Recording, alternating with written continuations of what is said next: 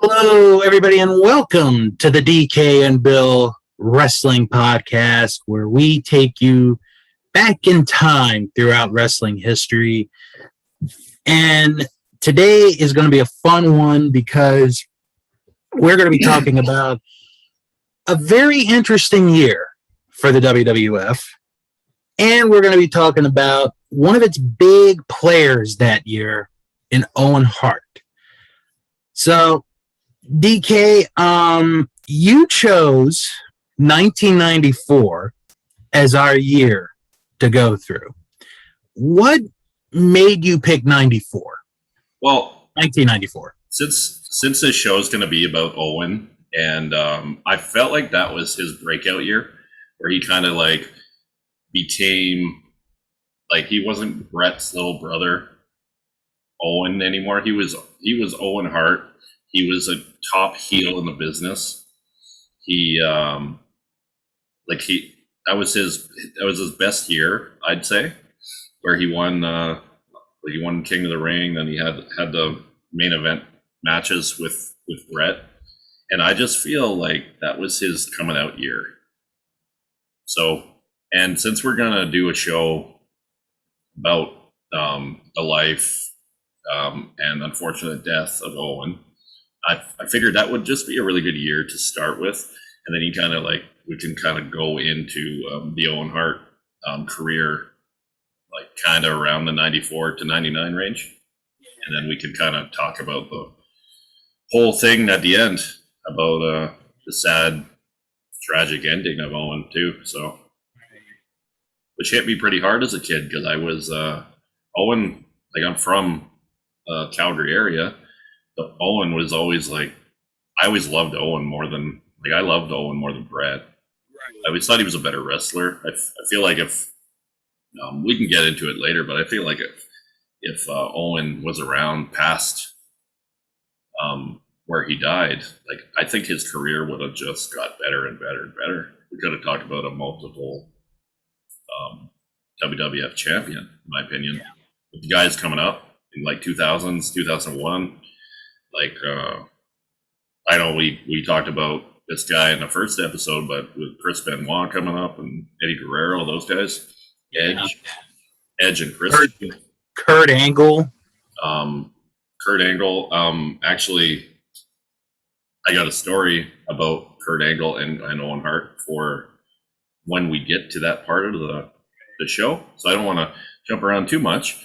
Why don't we start this show with Royal Rumble 1994. Okay, so the 1994 Royal Rumble took place in Providence, Rhode Island at the Providence Civic Center. Yeah. And this is a pretty big show for a number of reasons. What we'll do is what we did last episode is we'll point out the big stuff that happened. Yeah.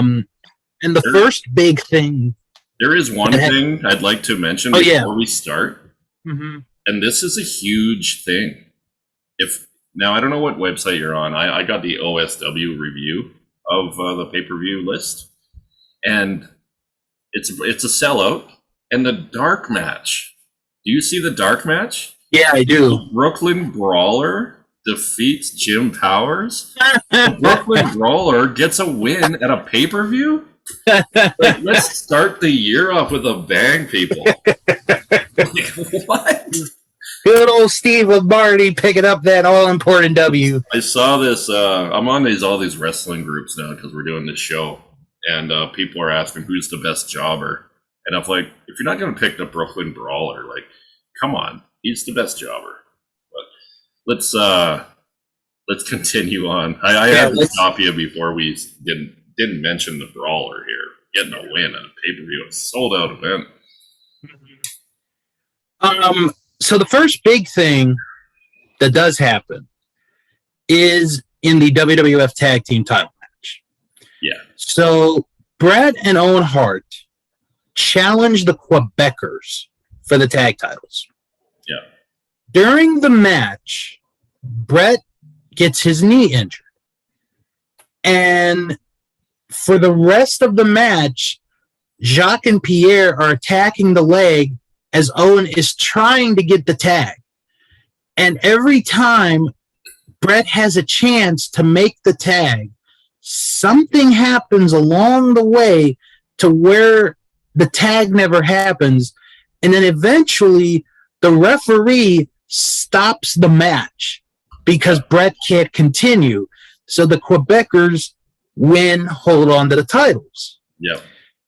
Which then leads to one of the better heel turns, I think, of this era. Yep.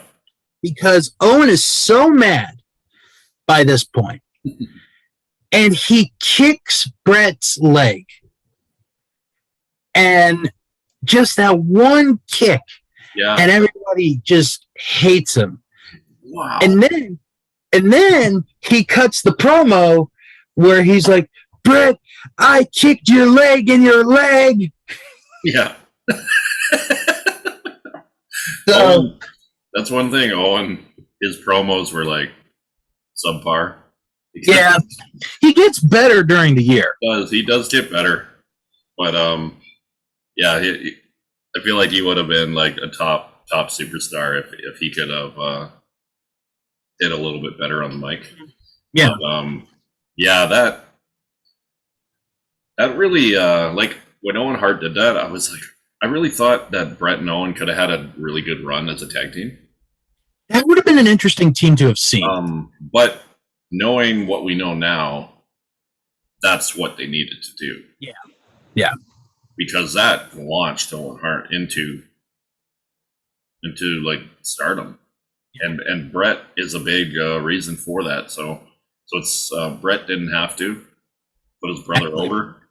I don't know if it was Bret that went and said we need to do something here, or how that whole played out. But yeah, that was pretty interesting start to the first pay-per-view that we're going to talk about on the show here. Mm-hmm. So then the second big thing that happens at this show is the casket match. Yeah. Undertaker Yokozuna. And this is where Undertaker gets destroyed by like 10 people in this match. And Yokozuna gets the win. And then 8-year-old Bill gets scared to death while watching this show live because of the Undertaker's promo in the casket. In the casket, and he's got the camera in there. That's nice how they set that up from predetermined, right? Dude, I couldn't get to sleep it took me a little while to get to sleep that night. That promo scared the bejesus out of me as an 8-year-old. Taker had some dark stuff in his run in the 90s. Yeah. You know? Like I was watching so in this show we're gonna get a little bit off topic sometimes when we're discussing a character or an event.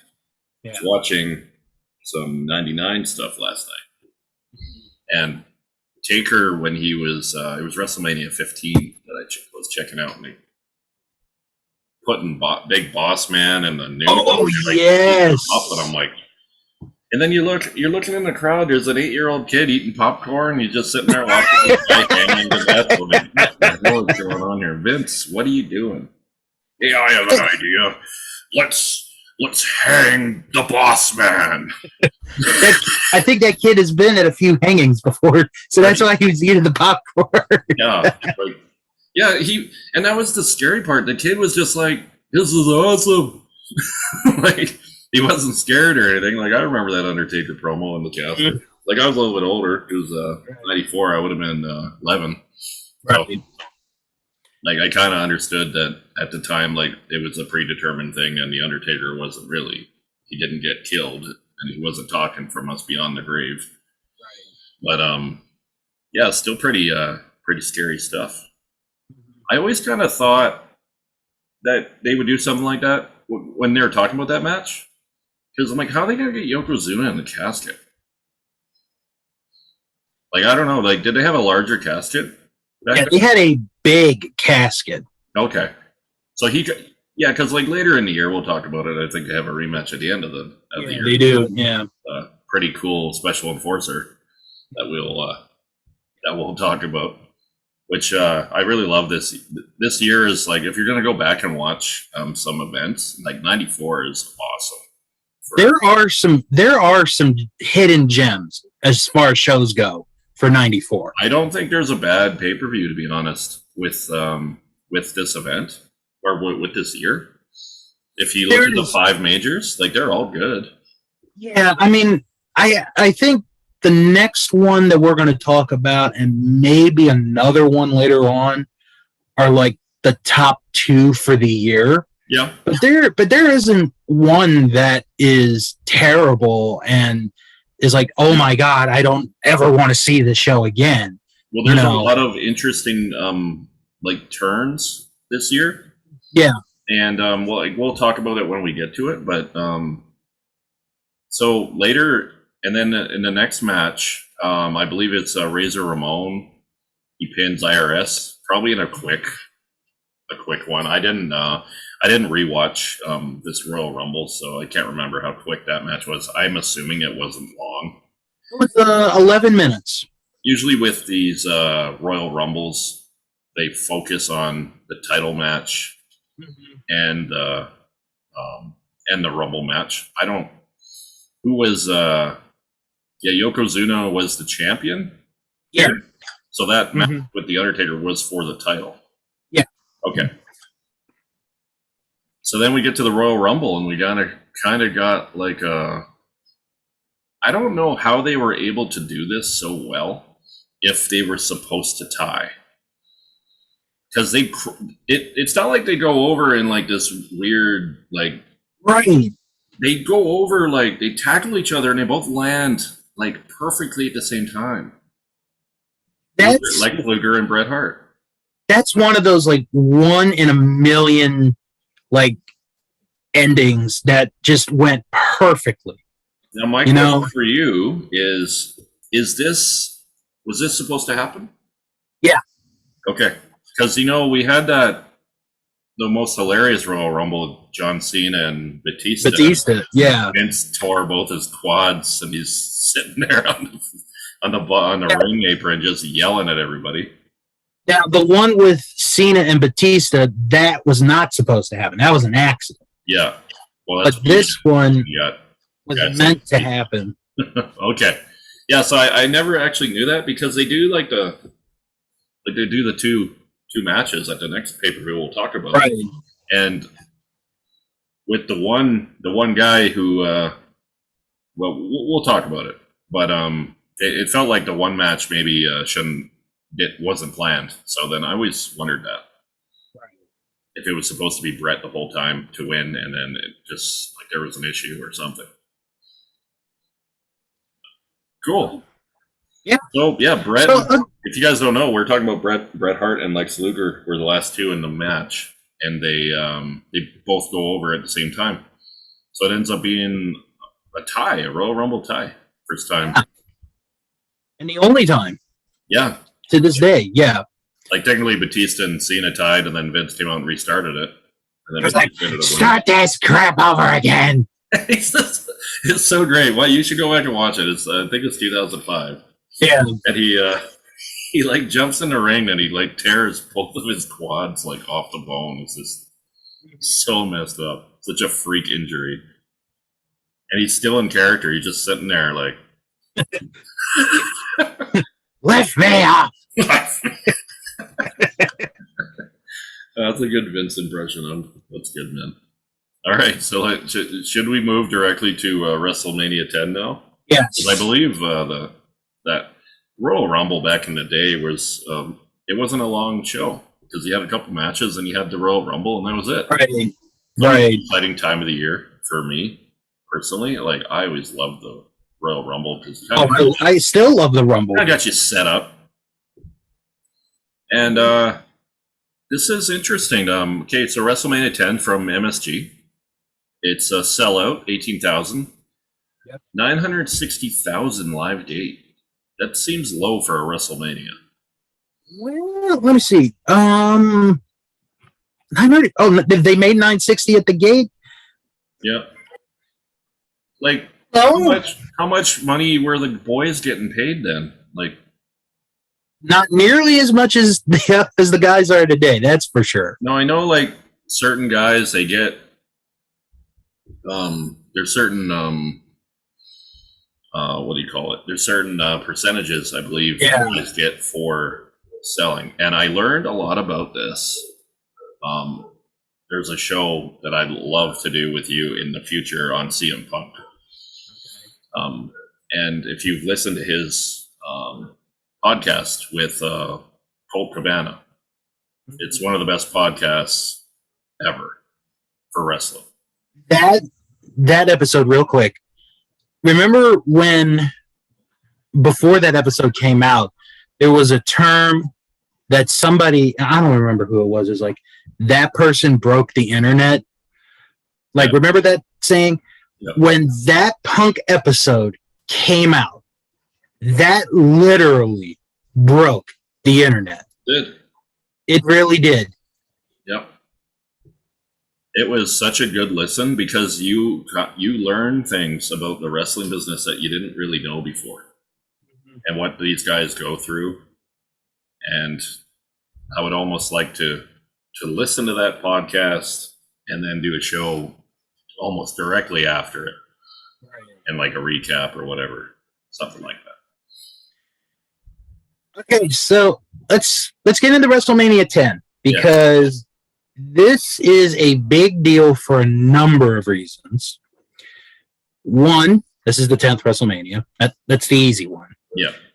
Two, the first WrestleMania without Hulk Hogan. Yeah. That's a biggie. And can I add something before you? Yes.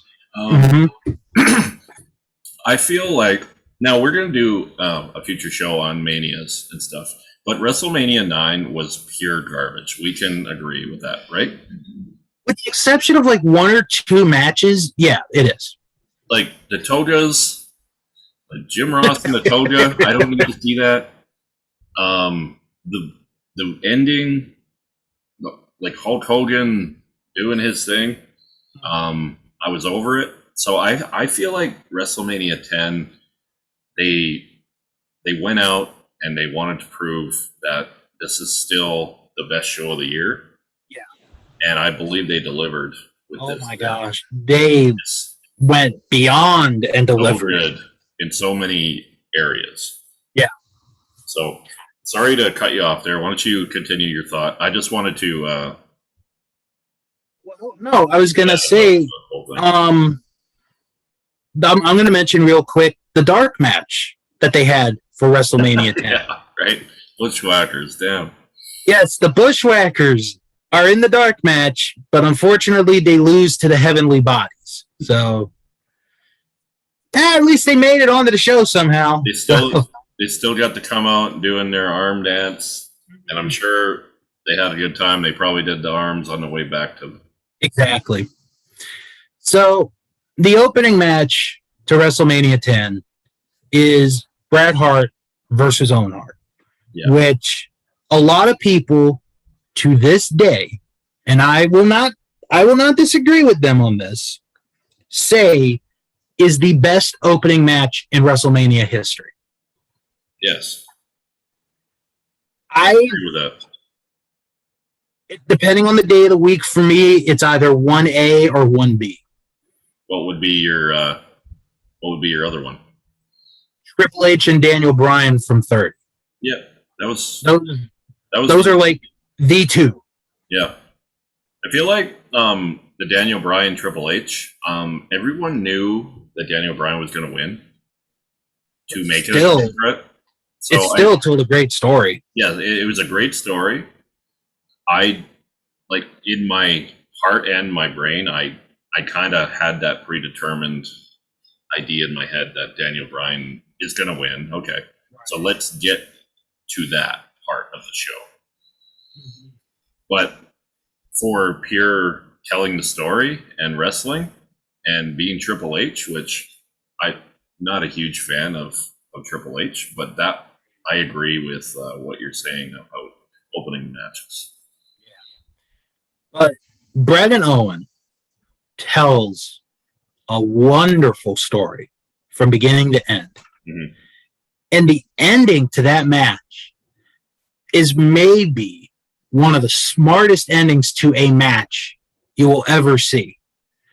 Because Brett is on Owen's shoulders and he's trying to go for like a roll up, but Owen drops down and 1, 2, 3, Owen wins. He doesn't cheat the win. He beats him clean in the middle. Not in the middle. And it protected Brett. Mm-hmm.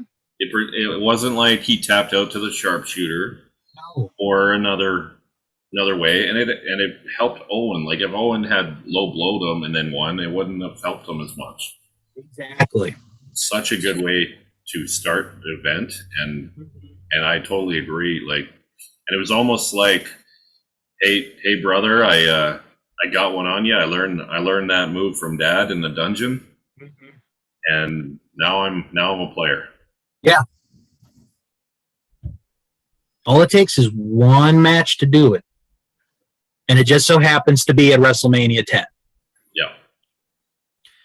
And the next, I don't think we have to talk about Bam Bam and Luna, do we? No, we don't. But this was Macho Man's last match in WrestleMania. Yeah. And it was a pretty good match, I'd say. Randy said. It was a Falls Count Anywhere Texas death match. Yeah. Which I don't remember too much death match stuff going on in the match, but it was kind of just one of those Falls Count, no hard type deals. Basically, yeah. All over the arena and stuff like that. Mm-hmm. Then we get to the women's match, which back in the day they didn't get much time. Alundra Blaze, Medusa, whatever you want to call her, she wins over Lelena Kai. What do you remember about that? Little women's match. This was more of a showcase for Alundra on this one. Yeah. And it was a nice little callback to have Leilani Kai on this show since she was on the first WrestleMania. So, yeah, nice little callback there. Yeah, that's cool. Next thing, Men on a Mission. Remember these guys? Those Mabel and Mo or something, right? Yep, with Oscar. Yeah, and then it was like they spelled out MOM, so it was like Mom. I don't know. I wasn't a huge fan of Mabel or Viscera or whatever we're calling him. Just a big guy. He had some athleticism for his size. He did. But yeah, they do they win the tag titles here, or they this says overcame tag champions Quebecers by count out, so then they won. Yeah, by count out. So they didn't win the titles on that one. All right. So then we get to the first main event, I'll call it. This is where Luger and Brett tie, so Yokozuna gets to face both guys, and I kind of like it how they do the two matches instead of making it a triple threat. Right. I'm a huge fan of triple threats. Kind of takes away from the storytelling. Well, I don't. Also, to add to that, I don't think mainstream wrestling was ready to do three-way triple threat matches in 1994. No. I don't think they were ready for that yet. So to give a brief backstory, the way they determined this of who got the first shot was by a coin toss. Yeah. And whoever won the coin toss would get the first shot at the title. So Lex won the coin toss. He got the first shot at the title. Okay. So that's weird. Like, why would you want the first shot? Like, because if Lex wins, like, okay, we're going to talk about how he loses. Why I think he wins by DQ or something. Or Yokozuna wins by DQ. Right. Because, is that when they were saying his arm was he had a metal plate in his arm? Yeah, he had the metal plate in the arm. Yeah. So then they started calling that a DQ when he used his move. Is that how that went down? Yeah, and then Mr. Perfect was the referee Right. for the match. And Yeah. I think he also attacked Fuji and Cornette. So, like, if you combine those, that's how he loses the match. And there's Oh, there's a famous story, and it's kind of, maybe it's a myth, maybe it's true. But the alleged story is, like, the night before WrestleMania or 2 nights before, Luger was out at a bar and he was telling people he was going to win the title at WrestleMania. That's allegedly. It's never been proven to be, or at least as far as I know, it's never been proven to be true. But apparently he went out, had a few drinks in him, and was like, I'm going to be the world champion at WrestleMania. Well, the plans change a lot when it comes to WrestleManias. Like, I know at WrestleMania 31, when Roman Reigns went to the ring, he was winning the belt. Right. They changed it.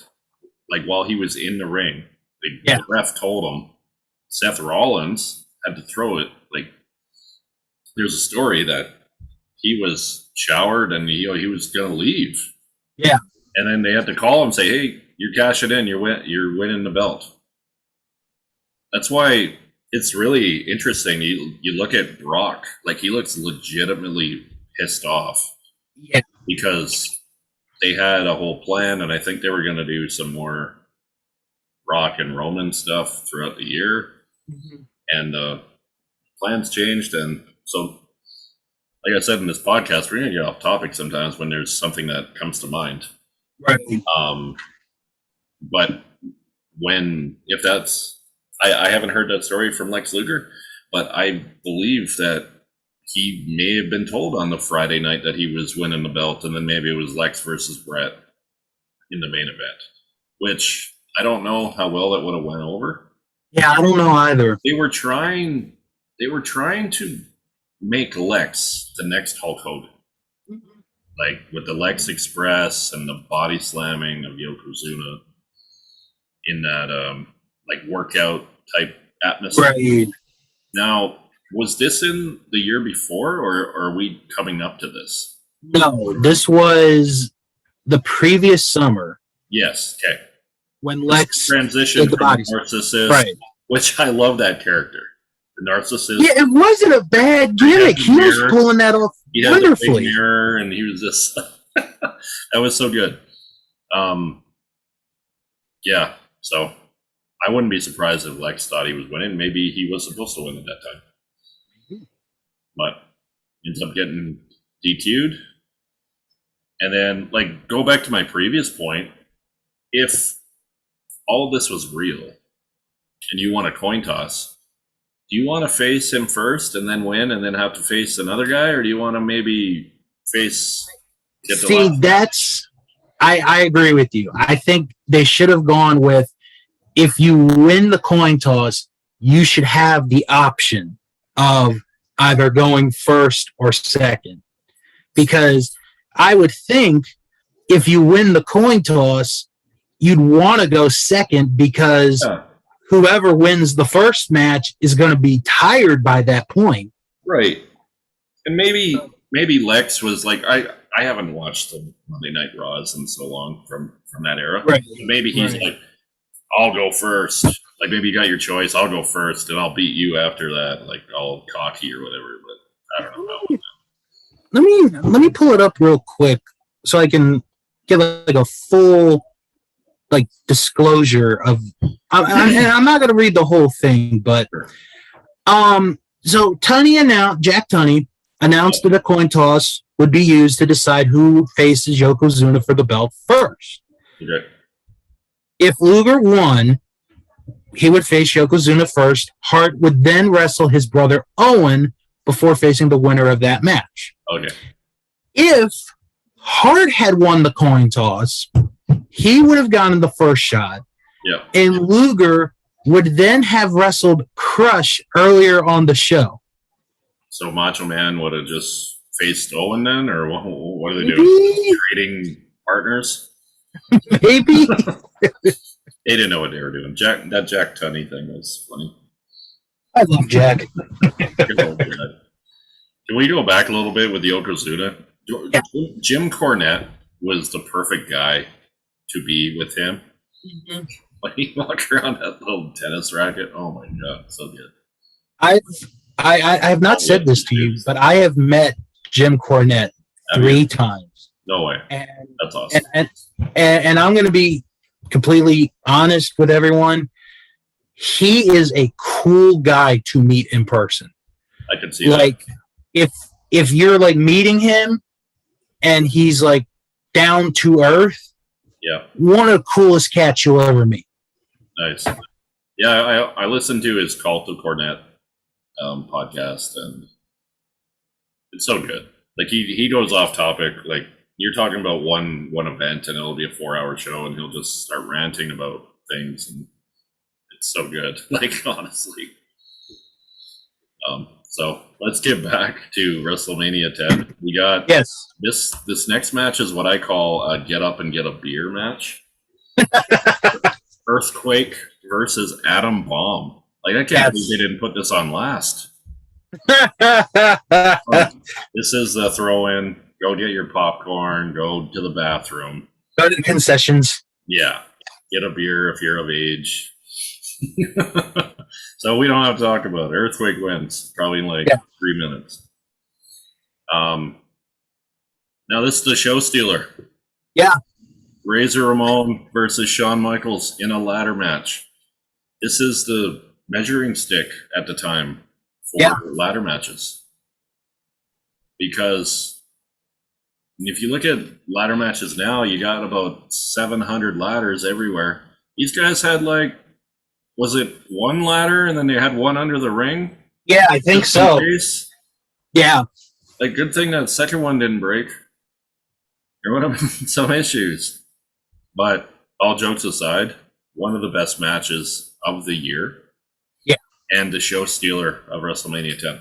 Oh, it is. And I'll also say something. You don't even need Razor Ramon in his match. Shawn could have wrestled a ladder for 25 minutes and it still would have been good. I feel like Shawn stole the show here. Razor was really good with Shawn. They had great matches together. I was not a huge fan of Scott Hall / Razor Ramon, but when he was in the ring with Shawn Michaels and a couple other guys, they were good matches. What do you think about this one? This is really, really good. And when you talk about intercontinental title matches at WrestleMania, this is one of easily like the top 5 all time. Yep. Because I put it 2 behind Savage Steamboat. Yeah, that's about right. I might be missing something. Another one down the line, maybe. What? Definitely.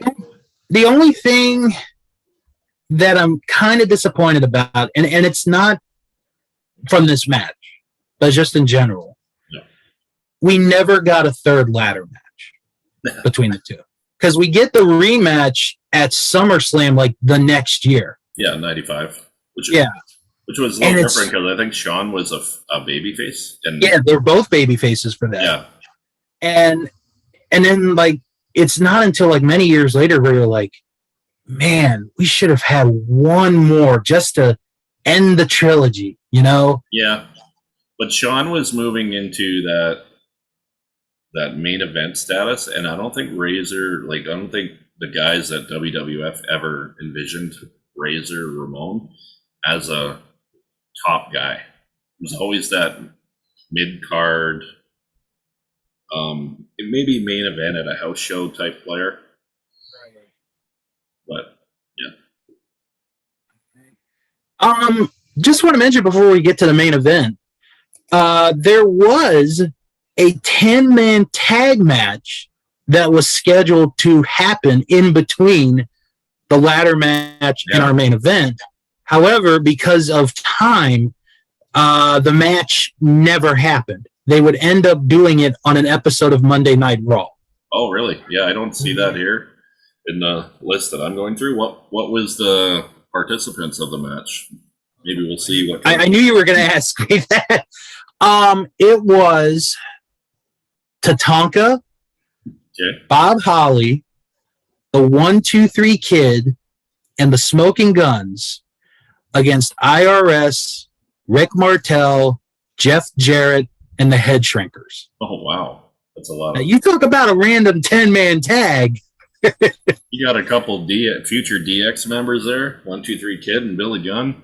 Mm-hmm. Teaming for the first time, probably. That's kind of cool. Yeah. But, yeah, that would have been probably just a spot filler. Yeah.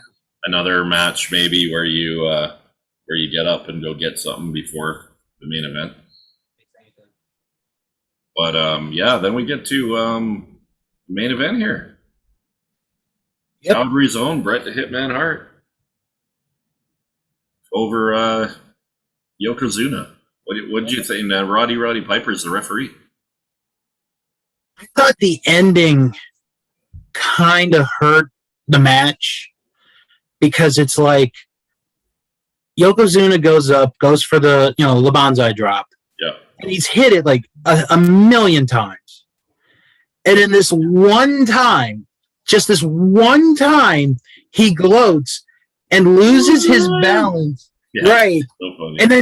And then Bret just pins him. Yeah. I'm like, it's like, really? Well, that's how you're going to have him lose the title? Couldn't get the sharpshooter on him. And he couldn't. Well, no, I mean, he could have found another way, right. So, if you're going to take the belt off Yokozuna and you want to do it where you're helping the baby face, that's kind of like the only way he could really do it, unless maybe Mr. Fuji throws salt and misses. Right, and hits Yokozuna by accident. They kind of did that at the last year. I think, yeah. Isn't that how Hulk ended up winning? Right. So, and you can't get the sharpshooter on Yokozuna. So, I guess that was the best thing to do. I think it would have been better if kind of Bret just got up and then fell into the ropes or something to make him fall. Right. It's where he loses his balance. Yeah, that one could have been a little better. And I don't know. There should have been a couple more false finishes in this one, but it's kind of hard to do when you got a guy size versus a guy Yoko size. But it looked somewhat realistic. What I do love is the post-match celebration that ends WrestleMania. This will push us. I'm glad you brought that up because this will push us so where we good in this show. Right, and then Owen comes out he's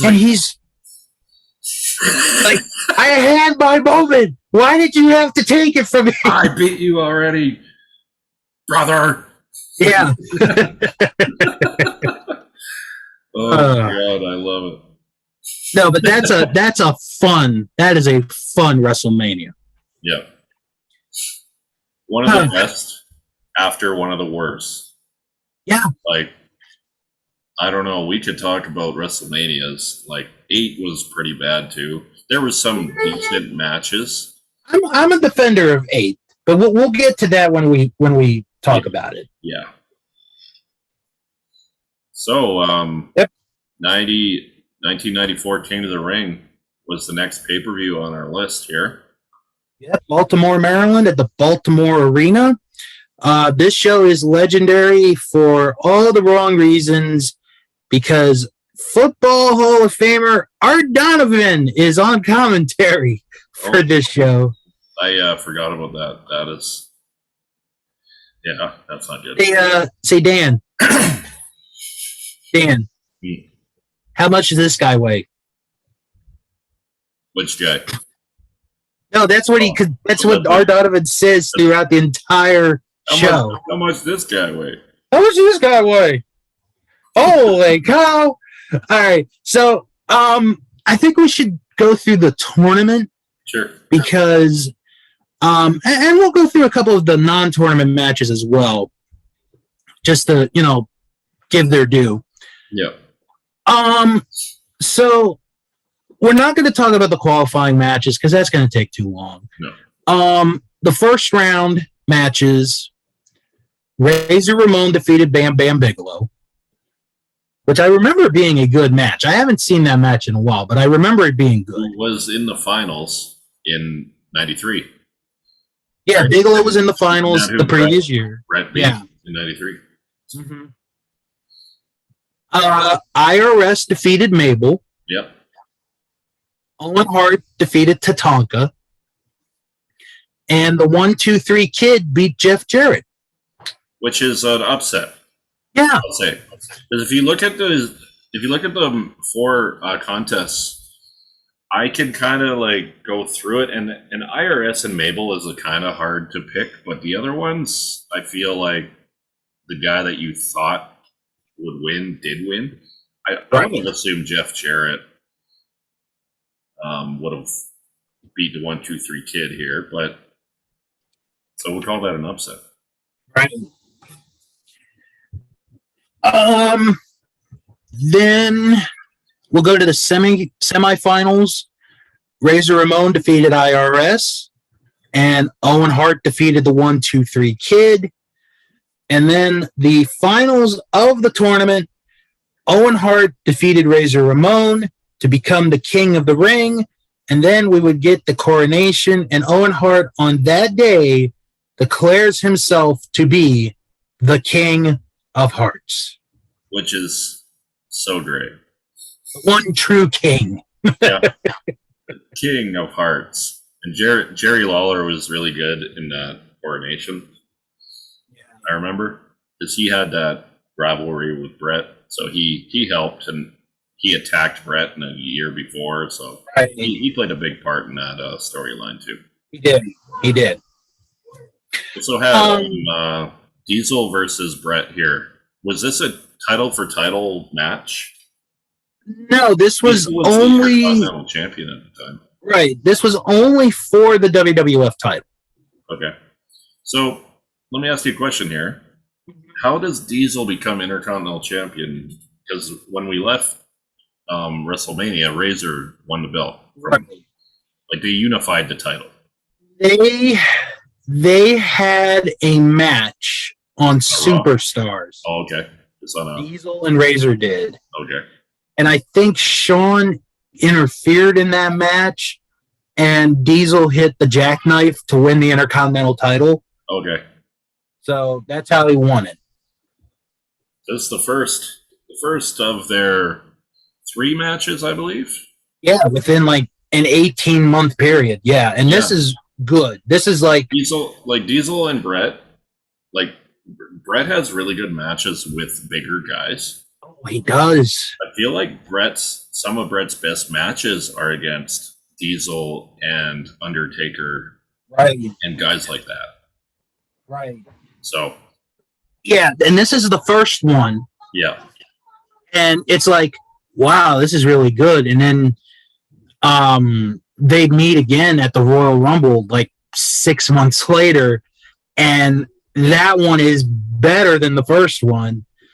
And then the third one at Survivor Series is even better than the second one. See Brett go through the table at the announce table, and you didn't see that happen very often back then. I was going to save this for a later episode, but I'm going to say it now. I was at that show. Oh, wow. That's awesome. And when that happened, my dad, who's not a wrestling fan, was like, "Did you see that? He went through a table." Yeah. That was such a good show. That is. That would be a good good show to talk about with you, especially since you've been there. Like when we were in the Canadian Stampede. Right. In the 97 year. Oh, God, yeah. Watching it on pay-per-view is good and all, but being in the stadium. Being there, that's the true experience. And I do want to see a WrestleMania live. I'm going to get to one. I'm thinking Dallas next year. It's not a hard trip for me to get to. That would be kind of fun. See what the card is. Well, speaking of cards, let's get back to the rest of this. Yes. We had a tag team title match where the Head Shrinkers are the champions, and they beat Crush and Yokozuna. I don't remember this match at all. I remember Yokozuna and Crush being a tag team. That's where Vince kind of just started putting guys together because he didn't know what to do. I think that's what it was. Is like, well, we can't leave Yokozuna off the card. He was champion. We got to put him in somewhere. Yeah. Yeah. And then, yeah, this. I don't remember this match. I have to watch this match again. Watch this. 12,000 sellout. Like, that's a small arena. Yeah, it is a small venue. Sometimes those are good. Yeah. And then our main event for this show, I don't know why this was maybe I know why this is the main event. Maybe. Roddy Piper defeats Jerry Lawler. So the thing, if I remember this right, Roddy Piper does this one match, and he's going to give like his earnings to charity. Okay. And that's all I remember being for this match, and it somehow is the main event of the pay-per-view. I don't know. So we could say, but you know what? We could say this. Yeah. At least Jerry Lawler main evented a pay-per-view. We can say that. Yeah. Oh, well, yeah, he used to be a main eventer before he came to WWF, Memphis Wrestling, but yeah, Jerry Lawler main evented a pay-per-view. He did. Didn't he main event a pay-per-view with Bret Hart, like In Your House, too? I think he had. I think he did. Where Bret faked his knee injury. Yeah, that was. I liked that, actually. Yeah, that was a good angle. He, like, jumped down. Like, I think Bret had a match before, and then. Right. Yeah. I forget which one it was. It was one of the first In Your Houses, 95, I believe it was. Pretty cool stuff. It's not a great show for not. No, not really. The big thing here for me is Owen becomes the King of Hearts. Yeah. And was Jim Neidhart with Owen at this point? He aligned himself with Owen that night. With that night, okay, that's what I thought. Yeah. Because that was kind of like, turning his back on Bret, where they were the Hart Foundation. Mm-hmm. So, all right, let's move to one of the better shows of the year, in my opinion, SummerSlam '94. We had a couple of really interesting matches on this show. Yeah. No, we don't need to talk about all these little right. guys. Razor Ramon beats Diesel. Yep. Pretty decent match from what I remember. Yeah. And this is where Tatanka is just, he's making up all these things about Lex Luger selling out to $1 Million Man. Yep. And then it ends up being Tatanka who sells out. What did you think of that? Why? Looking back at it now, it's like, why did it have to be Tatanka? Come on, Tatanka. Really? It's like, you sold out, Lex. You sold out. Right. And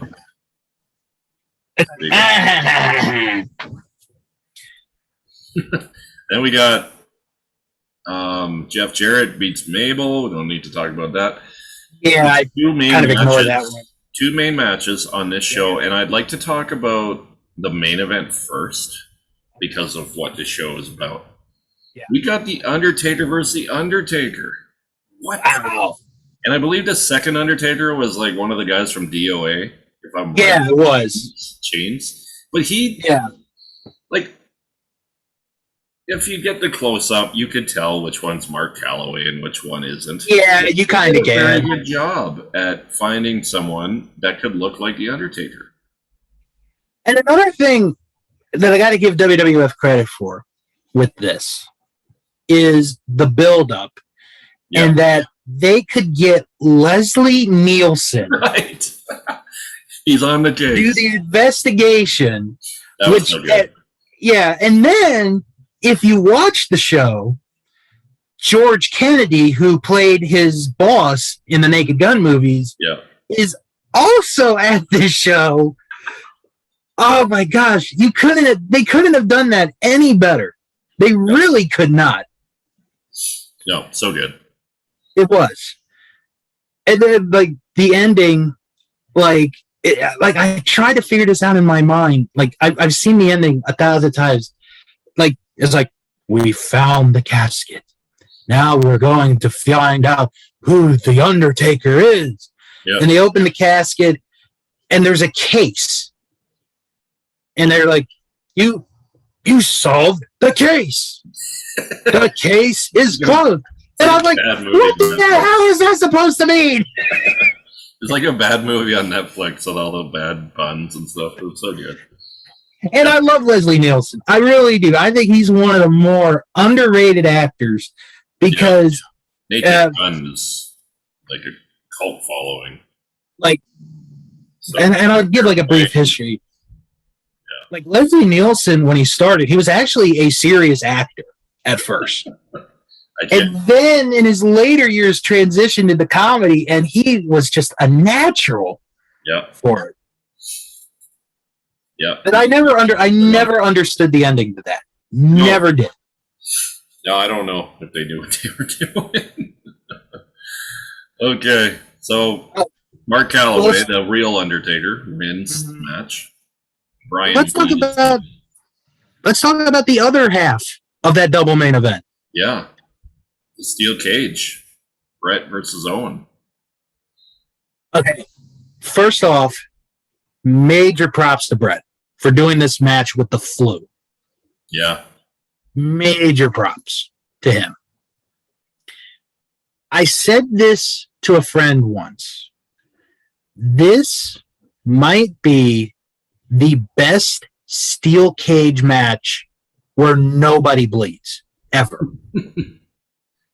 Yeah. Well, the steel cage, I think, for the storyline was to keep the family out.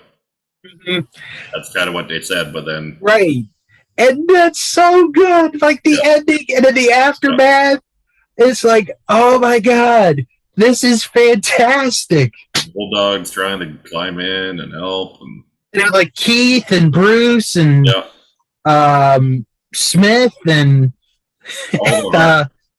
Darby Hart, and I'm going to come up with other members of the Hart family. Yeah. I think Natalia tried to get into this.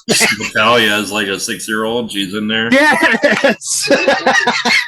Well, her dad was the one helping, so maybe she was like, she wanted to get in there and help Owen. I don't know.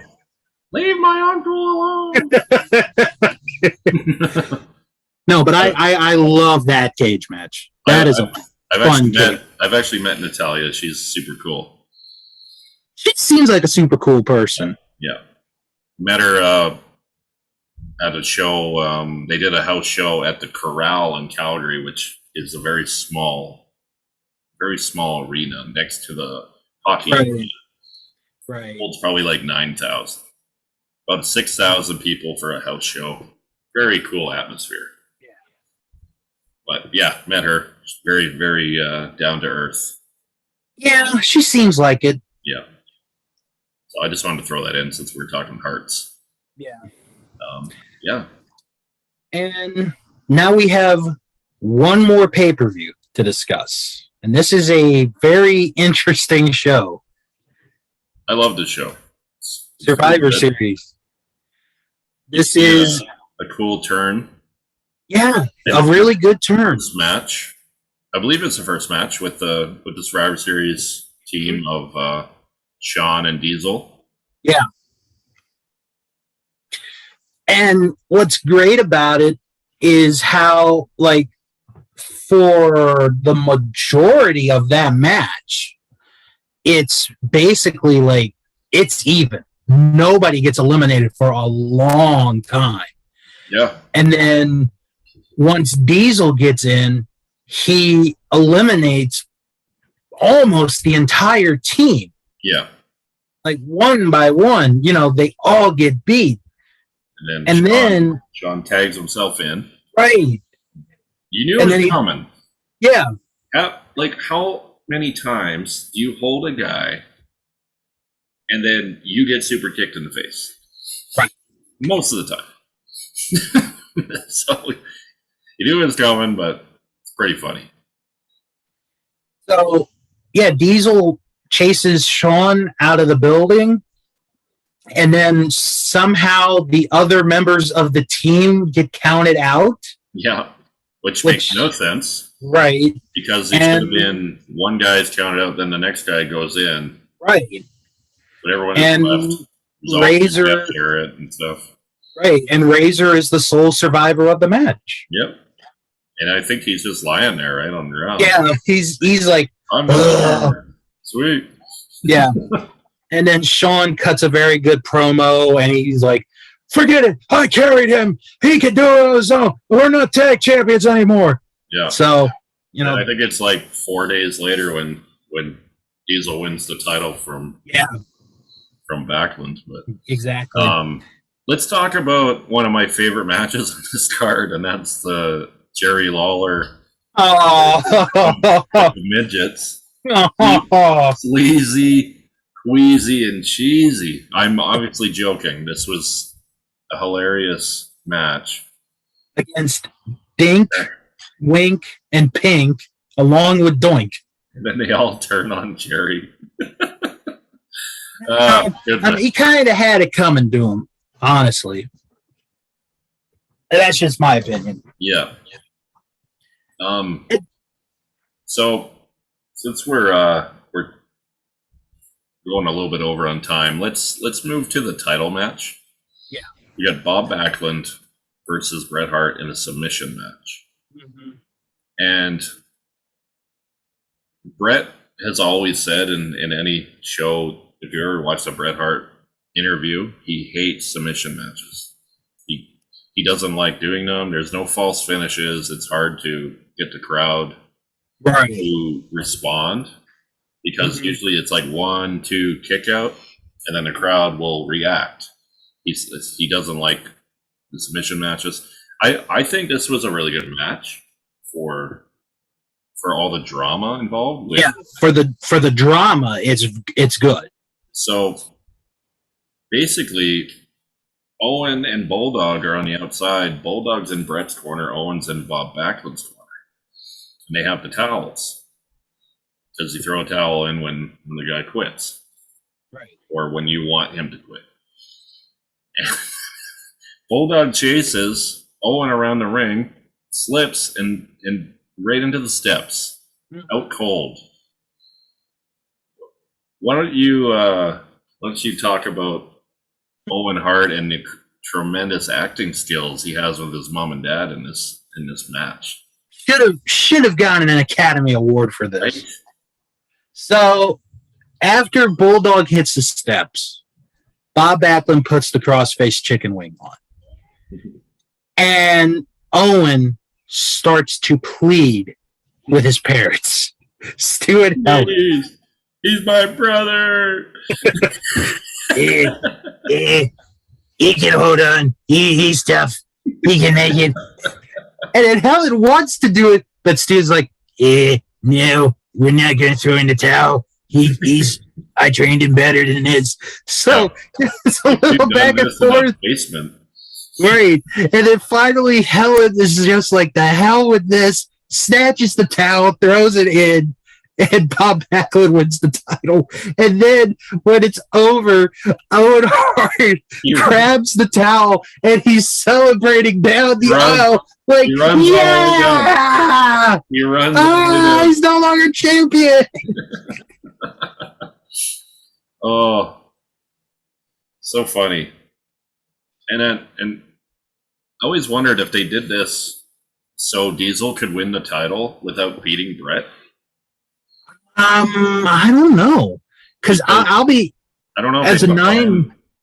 As a kid, I kind of thought, okay, we're going to have Backlund as champion for a little while. Yeah, I believe it was like they had like a house show like the following weekend, I thought. Yeah, like 3-4 days, and then he loses the title in Madison Square Garden. Because this is Survivor Series. This were they still doing the Thanksgiving Day? This is Thanksgiving Eve. Yeah, so it was a Thursday. I think it was like the weekend. Yeah. The Saturday or Sunday at MSG, and Diesel wins in like 8 seconds. Not sure, like maybe just to make Diesel look so powerful, why they did it so quick. Yeah. And why they didn't do it on TV, I don't understand, like, the reason behind not promoting the match or just making it, okay, Diesel gets a title shot in New York. And Maybe it was just one of those like on the spot kind of things. Maybe. Let's briefly go through this last Survivor Series elimination match before we get to the final match. Sure. It is the $1 Million team of Bam Bam Bigelow, King Kong Bundy, Tatanka, and the Heavenly Bodies against Guts and Glory of Lex Luger, Adam Bomb, Mabel, and the Smoking Guns. Yeah, this is quite a thriller. The $1 Million team wins. I believe it is. Let me look it up. Bam Bam Bigelow and King Kong Bundy are the survivors of the match. King Kong Bundy is still around at the end of '94, right? Yeah, well, he came back in '94, right? Which is kind of weird because it's like, really, we need King Kong Bundy in 1994? Well, nothing against Bundy. Next Mania because they had some nonsense with LT and Bam. Right. And nothing against King Kong Bundy. He was a cool guy to meet in person. Yeah, he was really cool. Mm-hmm. That's pretty interesting. So now we get to the main event, the casket match, part 2, Yokozuna and Undertaker, with the most Texas referee you could ever have, the one and the only Chuck Norris. Chuck Norris is the GOAT of everything. Right. Like, how'd they get Chuck Norris? I'm trying to think, is Walker Texas Ranger on at this point? I think so. I think it was kind of beginning around that time. Right. Let me see. I'm going to look it up. But yeah, who came down where he like did a roundhouse kick and just knocked the guy right out? It was Jarrett. Yes. For some reason I thought it was Shawn Michaels. That didn't make sense to me because Shawn already left in the beginning of the show. But yeah, Jeff Jarrett, that's who it was. Then why is Jeff Jarrett coming down to help Yokozuna? Like, trying to figure out the context here. Right. Or they just throw a random guy out there. Hey, go out there and get kicked by Chuck. Just okay. Gonna do something. So, stand there. So yeah, Walker Texas Ranger is on by this point. Nice. And this is in San Antonio, Texas. Yeah. Right. Mm-hmm. So it makes sense. And Undertaker gets his revenge back on Yokozuna. Yep. We start the year with Undertaker, and you said you were traumatized. Like, did you feel when Undertaker won? Did you feel better? A little bit. Probably 9 by this time, right? I felt a little better. I didn't have to worry about going to sleep. So right. Because the Undertaker had won his match. Yes. And he was alive. Yokozuna didn't have to cut a promo in the casket. Oh man. Oh my gosh. So pretty decent year in WWF history. Yeah. Owen was I don't know if you want to say the top heel, but he was one of the top heels of that year. I would say by the end, he's one of the top heels. Yeah. And then in '94, like the end of '94, leading into '95, it's getting pretty good. '95 was an okay year. Yeah. He wins his first title in '95. Yeah. Owen wins his first title in '95. Everything? Yeah, he wins the tag titles. Right. Is that with Bulldog? That was with Yokozuna. Oh, okay. All right. Well, that was 94. Now we're going to get into Owen Hart, life, career, and untimely death. We could start at the Stampede, but I feel like we've talked about some of this in previous episodes. Yeah. With Chris Benoit and things like that. So why don't we start in 95? Okay. Because we kind of discussed 94 on the show already. Yeah. So in 95, the feud with Bret kind of wraps up as being like a big thing. Yeah. I mean, they probably would meet on and off in like tag matches, but that's really about it. And then at WrestleMania 11, Owen Hart would challenge for the WWF tag titles against the Smoking Guns, said that he had a mystery partner. Right. That's how that worked out. Right. And the mystery partner ended up being Yokozuna.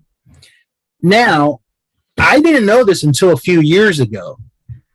Did you know the original choice for the mystery partner was going to be Chris Benoit? No, I did not know that.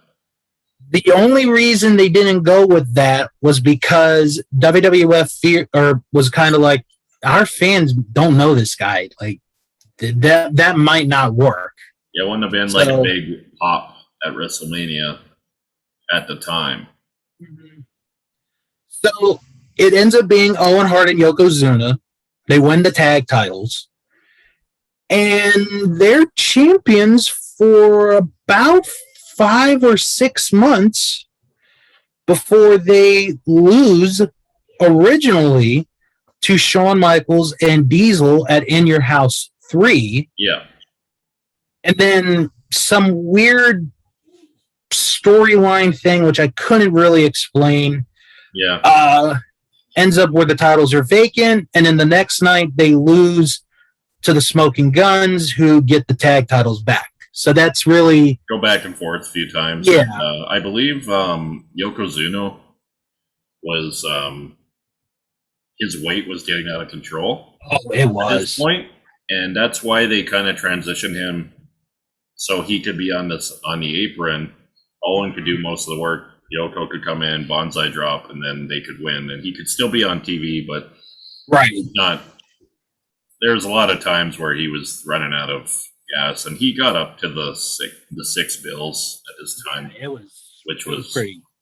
I think when he started as Yokozuna, when they moved him when they decided that character for him, I think he was high 400s at the time. Yeah. And then, which, don't get me wrong, is pretty big still. But yeah, the pretty impressive for his size. Yes, to move that fast. Yeah. If you watch Yokozuna like 93, like that guy was athletic. He was. You look at him in 95 and 96, he's a shell of himself. Yeah. Then we move to 96, and Owen and the Bulldog. And this is where I believe Davey Boy Smith turns heel and joins Cornette. So then you got Cornette and you got Davey Boy, Yokozuna, and Owen. They're like Camp Cornette, I believe, is their stable. Right. And I believe Vader joins up, and then Yoko ends up turning babyface. And they have at WrestleMania 12, they have a triple threat match. It was a 6-man tag.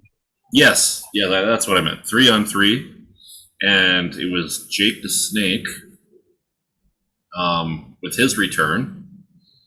Yokozuna, and was it Ahmed Johnson? Ahmed Johnson, yep. And the stipulation was if Yokozuna's team won, they got 5 minutes alone with Cornette.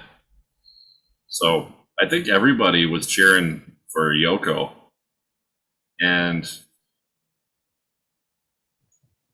it happened that Cornette's team won, so Yokozuna didn't get his 5 minutes with him.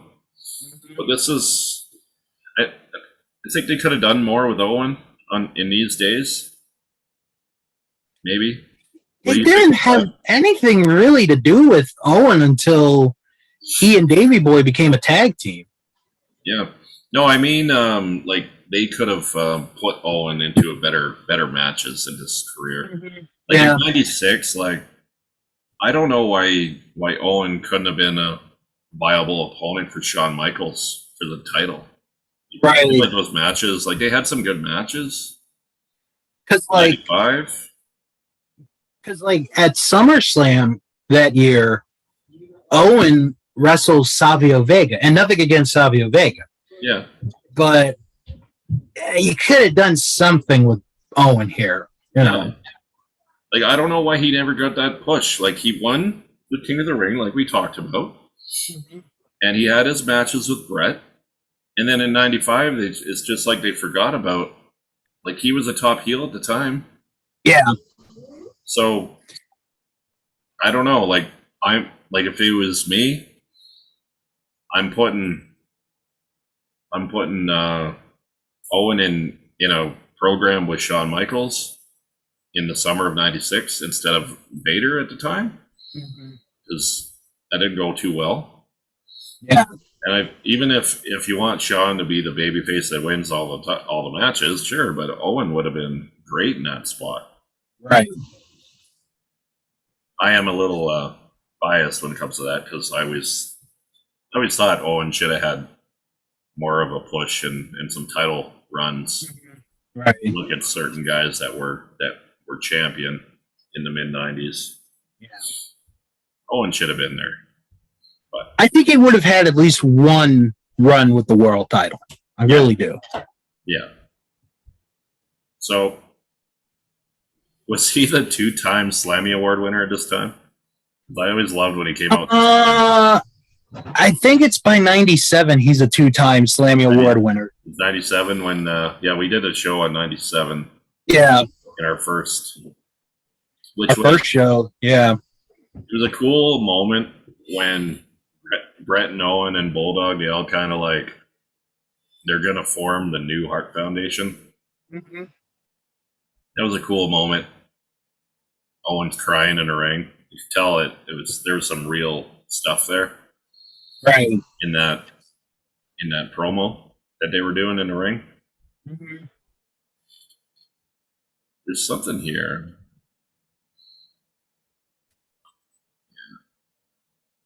So let's get to where are we at here? Okay, so we're going to skip a little bit ahead. We're at the end of '97. Oh, they're still doing the Hart Foundation. Yeah. This is the end of Brett's run, and the Montreal Screwjob happens. And then Owen becomes the Black Heart, which was really good for a while. He was like a tougher guy. He had a little goatee. Remember he was attacking Shawn Michaels at the Generation X pay-per-view? Yes. And they should have done more with this, I think. Because if you look then the next few months down the road, he's in the Nation of Domination. He's getting attacked by Triple H. Now he's in another group where he doesn't really fit in. I'll be honest, I kind of liked Owen in the Nation at that time. Yeah. Because he's kind of the veteran in the group, but he brings a little bit of credibility. Like, I mean, the Nation already had credibility, but he brought a little more credibility to the Nation. Yeah. So. That's true. His outfit was awful. I know. The Danger, and then he had Enough is Enough before his song would play, which was kind of like I liked his old theme song a little bit better. Like they kind of made one that was similar to Stone Cold Steve Austin's, but Right. it was just a little different. Right. But I don't know. I don't think that ever worked. So now we're in 98, and he's going back and forth with different feuds, trying to find like a place for him. He has a okay rivalry with Triple H. And yeah, so what do you think here in at 98, 99? He starts teaming with Double J. And I liked this tag team and the group that they had. It's kind of a weird formation, but it works because Jarrett's a second generation wrestler, Owen's a second generation wrestler, and they complement each other very well as a tag team.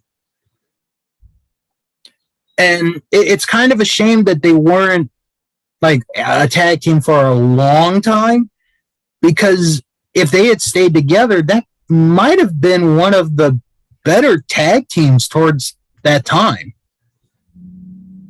Yeah. So, and then my understanding, as we're getting closer to the untimely tragedy, is that they wanted to do an angle where he like cheats on his wife with Deborah. Right. And he said no. And I admire Owen for that. And there was a lot of other like sexual type things that they wanted Deborah to do to Owen, like in the ring, just little tiny things. And he said no, because one day my children are going to watch this when they're older. I don't want them to see that. So he kept saying no to everything. And then they bring the Blue Blazer back. And then Owen, if you watched the Dark Side episode on his final days, he says, I got to stop saying no, so I'm going to do this. Which was, if you look at it, maybe not the best decision that he made. Yeah. But you didn't know it was going to happen. So it's the Blue Blazer for a little while. And then we get to Over the Edge 99, Kansas City, Missouri. He's supposed to do a stunt where he's lowered in kind of like Sting, but it's supposed to be a comedic effect where he kind of, when he gets near the ring, he like supposed to drop and then land on his face. It's supposed to be funny. Mm-hmm. So they use a quick release mechanism. Yeah. Which, because I believe they did a similar stunt with Owen on a Sunday Night Heat, where he it took him a long time to get the strap off. And then he was just hanging there, and then, which was kind of funny too, because the guy that he was fighting, I can't remember who he was fighting, just came over and started like beating him down when he was hanging there. Yeah. So, and then there was a whole bunch of different things that happened. They didn't want to use this rigger that they had other guys use. It was too expensive. It was just awful what happened to him. So basically, there's a clip that they had, and it took 6 pounds of pressure to move the clip. So basically, as soon as, if you guys don't know, like Owen was supposed to kind of fly down like a superhero, and then he was supposed to like kind of fall like in a funny way closer to the ring, and basically they brought him out, and then he fell 78 feet, and he hit his chest on the turnbuckle, and basically like died because of his injuries. I want to ask you this question. Um, did you watch the show the night it happened? No, I remember I was camping. It was May long weekend, and I remember coming home, and they announced it on the radio because we had we didn't have cell phones in '99. Right, exactly. We didn't have like radio service, so it's not like we could listen. And I think it was like the Monday afternoon when I found out about it when we came home. I did not see the show either that night. I was watching Sunday Night Baseball with my dad, and I remember this very well. It was a Baltimore Orioles game, and they were whipping, like, I think it was the Texas Rangers that night. So it was like, okay, well, Orioles are going to win, which they did. I do remember that. Yeah. So the next morning, I wake up to get ready to go to school. So I lie on the couch for a couple minutes.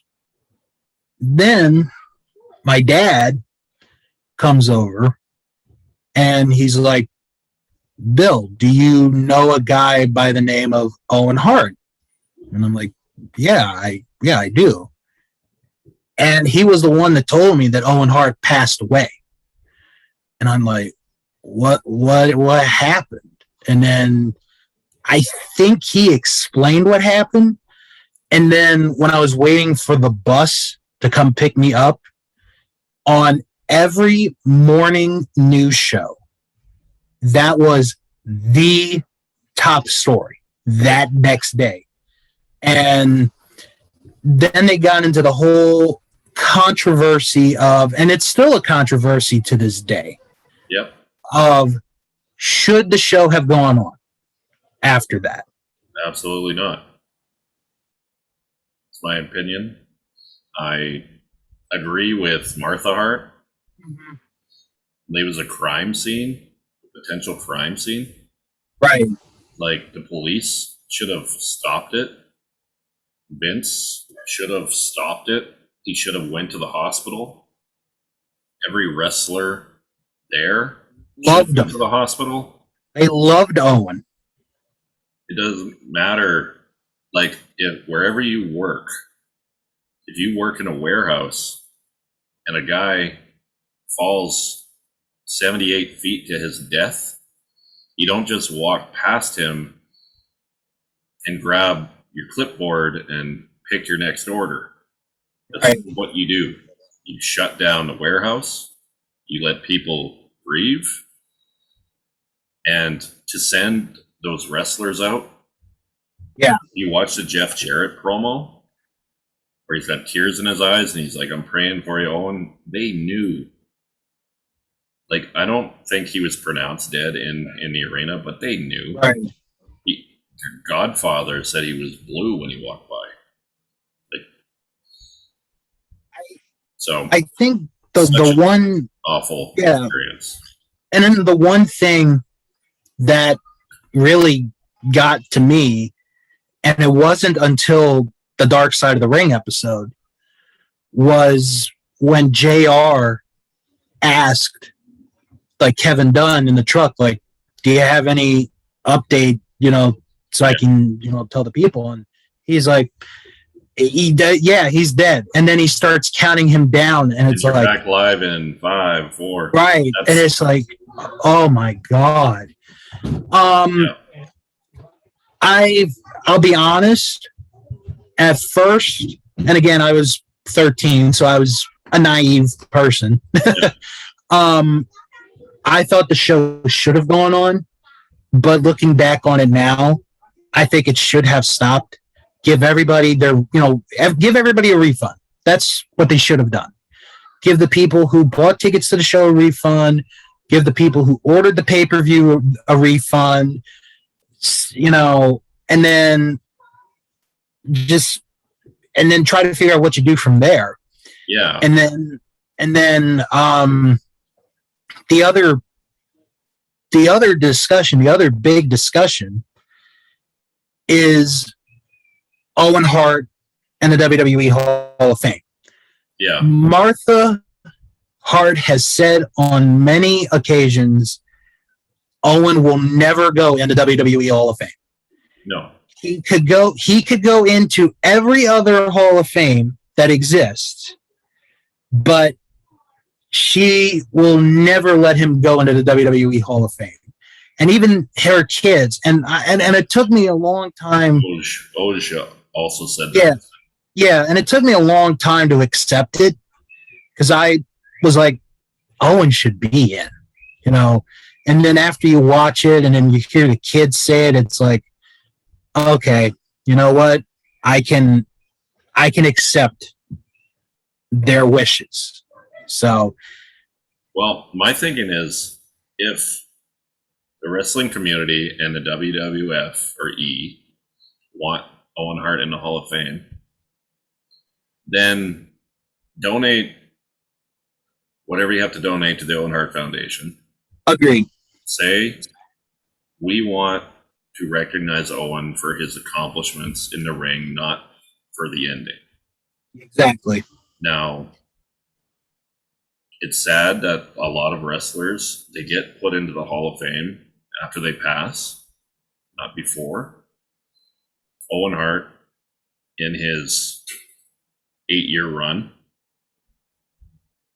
is he a Hall of Fame wrestler for his accomplishments, or is he a Hall of Famer because of what happened to him?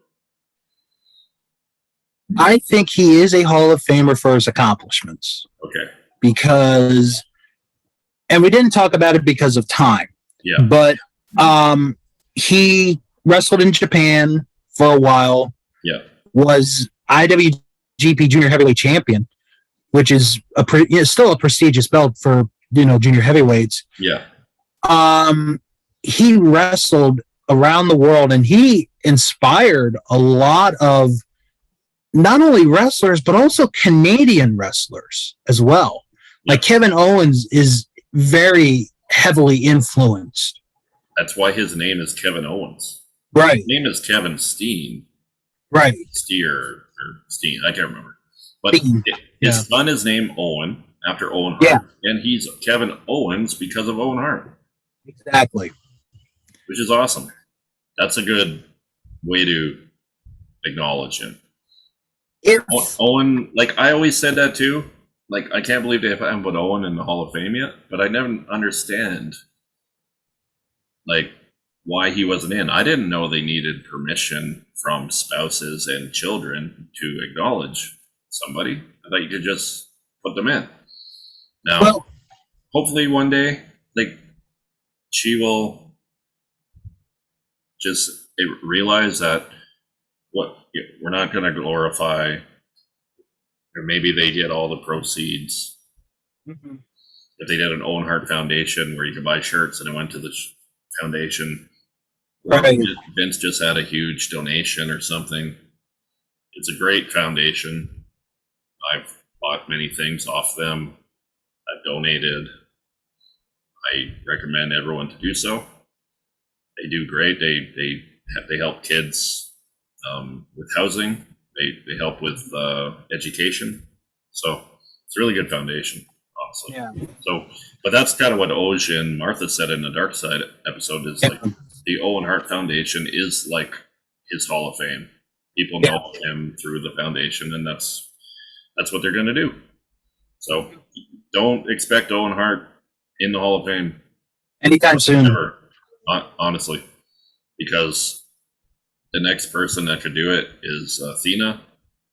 She was 3, I think, when he died. Yeah. So I don't know. We'll have to see what happens, but yeah, I don't know. It's the saddest thing in wrestling. Yeah, I mean, if you look at different deaths, there's drug overdoses. There's what happened with Chris Benoit. Right. These are different. Owen was a fantastic guy. You listen to stories from wrestlers. No one has anything bad to say about Owen. Classic River. Mm-hmm. Stories about ordering pizzas to Vince McMahon's room and just harassing guys and having bad matches on purpose. I mean, Yeah, here's a story about when he was untying D'Lo Brown's shoes during the match. no. It's on. Okay, so if you watch Dark Side of the Ring, they actually have a show on demand called Dark Side Confidential, where it's the same episode, but you watch the show with the creators. It's almost like a director's cut with commentary, Right. but Right. they're in a room and they're being interviewed during the commercial breaks, and then they talk about it, and then there's extra footage. The one on Owen is really good because D'Lo Brown has a story about where they were fighting in like a house show, and Owen's like, "Hey, look at your foot," and then D'Lo's his left foot is his shoes untied. So he's like, so then Owen puts him in a headlock, and then he ties his shoe like kind of without letting the crowd see, and then he's like, "Look at your other foot," and his other foot's untied. And there's actually a point where he's like, "Look at both of your feet," and the shoes were tied together. Like, I don't know how Owen did this during the match, but he was a master, and he loved to prank people. Yeah. And hearing those stories after he passed on the Owen Hart tribute Raw, which is really good Raw. They did a really good job. When Steve Austin came out at the end, and he just like kind of cracked a beer and he like toasted Owen, and that was like the first time Austin, like, because he was still bitter over the thing that happened. Yeah. And he's like, he kind of like messed him up. So, but in closing, like as a Canadian from Calgary, like this was a really good show for me to do.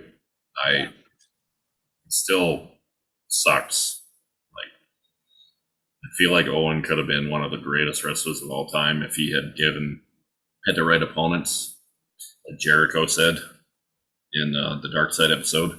Got guys that were coming up that Owen could have had rivalries with, like Eddie Guerrero, Benoit, like even Jericho himself. Like, think of the matches that could have went down. Yeah. Daniel Bryan versus Owen Hart, but I do have a story.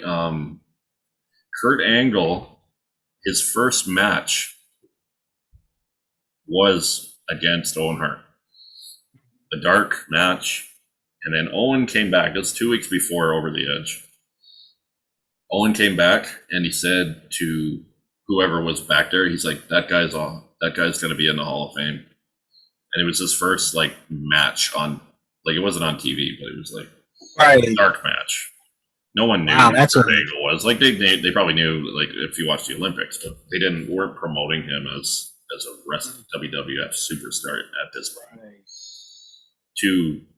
For Owen to say that and know how good somebody was right away, you're like, Owen, pretty good. He probably would have been a good like mentor or coach, like for the NXT. Right. Like, it's just really, really sad how everything went down, but still a great career. Hopefully one day in the Hall of Fame, if they can figure out some kind of settlement where they can acknowledge him and the foundation can get something for it. But I wouldn't hold your breath on that. Yeah. But yeah, so do you have anything left to say on Owen or out here? No, I think that's gonna do it for this episode. I mean, Owen Hart, really touched a lot of people's lives and is still to this day greatly missed. And he's one of those that, you grow up and he's just one of those you just don't forget. You really don't. There's a funeral home, McKinnis and Holloway on McLeod Trail in Calgary. And I'm in Calgary all the time. And we went to the funeral, like, as fans. Yeah. And you could stand outside, and all the wrestlers that come. every day when I drive by that place, I still remember. Like that's the first thing I think of when I see that funeral home, because it's like kind of a marquee area of the city. Right. All the wrestlers that showed up, and they had speakers on the outside. Pretty cool, considering what happened. But, well, thanks for watching episode 3. We're growing this show. Mm-hmm. If there's something you would like us to talk about, that'd be awesome. Get some feedback from the people that are watching. Absolutely. Bill, I picked the first 3. I'm challenging you. You pick episode 4. I'm not gonna butt in this time. All right. I will think long and hard on this one. Give me a little couple days notice, and I'll do some research, and we'll get to it. All right. I'm excited. Thanks again for watching, guys, and we'll see you on the next one.